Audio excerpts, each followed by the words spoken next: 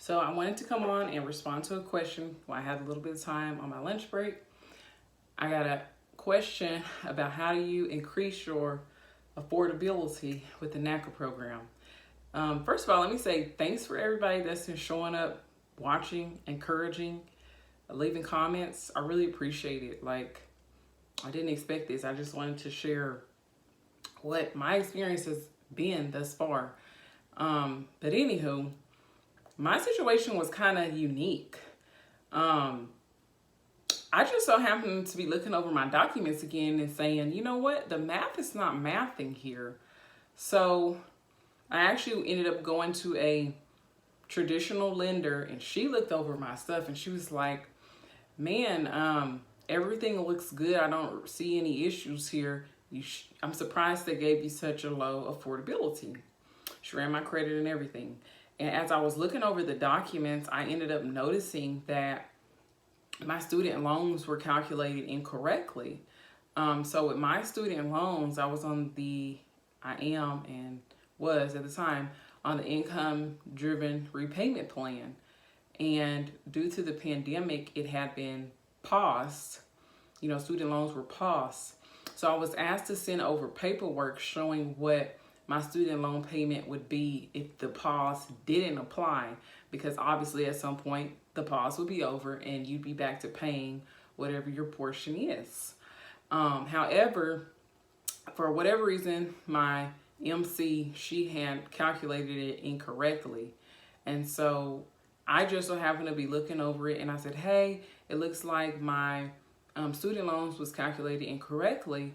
And she said, oh, you're totally right. However, it had been a certain time period since I had caught it. So I had to pay for, she was like, I can fix it. However, we will need to run your credit again. And then just send me the documentation, which was basically, I just went on the government website to show what I now did like a PDF file to my counselor to show her what my payments would be without the pause. And I can go more in depth about that. I'm going off the top of the dome right now. But basically, I had to pay, which I was pretty annoyed about it, but whatever. I had to pay for another fee, which is like $15 or $25 to get my credit read again. And then I had to send her the documentation, wait 7 to 10 business days, and then I was updated for my affordability. So it's not actually a big deal to ask your counselor to increase your affordability again. It's really not. I just literally sent an email and said, hey, the math is not mathing in my area, and also you calculated my student loans incorrectly. Can you please run my information again? Just send it in an email. And she replied back to me and told me what I needed to do. And the only downside to it is you do have to wait 7 to 10 business days for the information to be reviewed by underwriting so you can get your affordability increase. So that's what I would say the downside to it is. And also, depending on how long it's been since you had your credit ran, then you would have to pay the fee to have your credit ran again. So those are the cons, but obviously if you want your affordability increased, then it's definitely worth having that conversation. So with the Naca program, definitely advocate for yourself.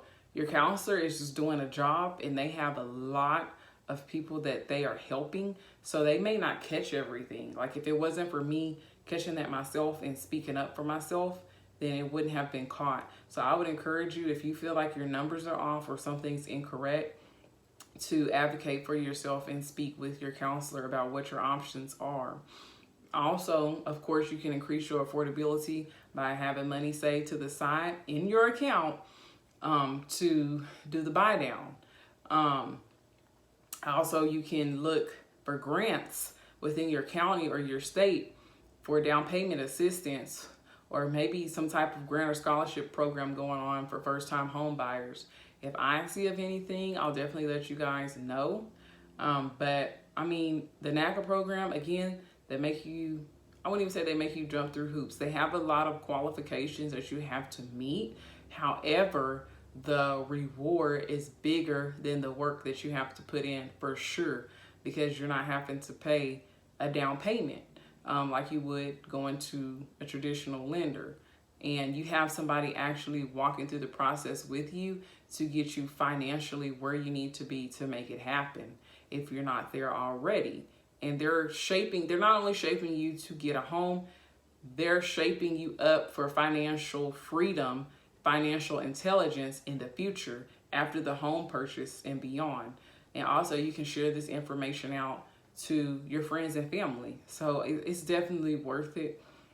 But again, if you think that your paperwork is off or something's incorrect with your affordability, bring it up to your counselor. If your counselor brushes it off, then switch counselors. I switched counselors just because I told them, hey, I don't want to wait on somebody in my state. Give me somebody at one of your satellite offices. I'm totally fine with that because I'm ready to go. But if you've watched this far, I appreciate you for watching. If you have any questions about something I've said in the video, or you want me to show you something that I spoke about, just let me know down below in the comments. And I definitely have more content coming from you all. I've had a crazy busy week as usual. So I'm kind of late on posting this. I seen another question that I will respond to soon, probably this weekend. And if I don't get on here before Easter, then happy Easter to those who celebrate. I hope y'all have a great weekend. If you celebrate or not, I hope you have a great weekend and enjoy yourself. And again, thanks for watching. Appreciate you.